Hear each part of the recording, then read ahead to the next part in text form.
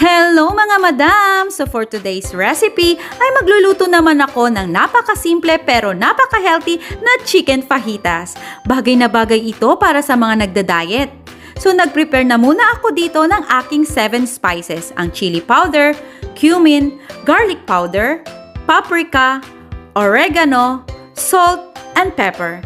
Imimix ko lang ito ng mabuti at gagamitin ko ito mamaya para sa pagtimpla ng aking dish.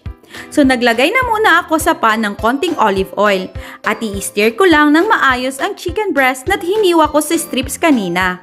Tapos, tinimplahan ko lang ito ng aking 7 spices. Imimix ko lang ito ng mabuti. Naglagay din ako ng yellow onions and red and green bell pepper para sa pampadagdag sustansya ng aking chicken fajitas. Nilagyan ko din ng konting lime para may konting citrus flavor.